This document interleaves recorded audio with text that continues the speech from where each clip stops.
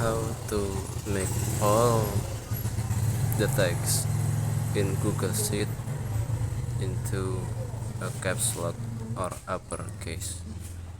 So next, to your text, write the formula equal and type upper and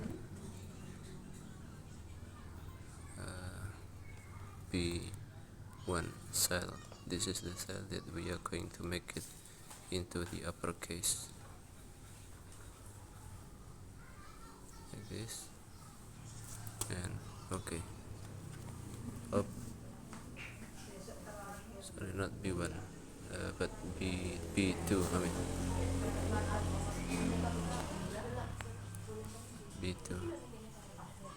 Okay, and now we drag all the way down here and autofill like this.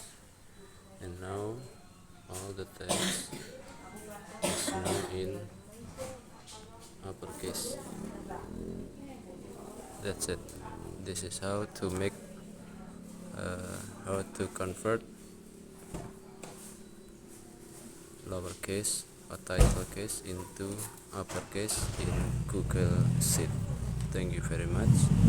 Don't forget to subscribe. Thank you.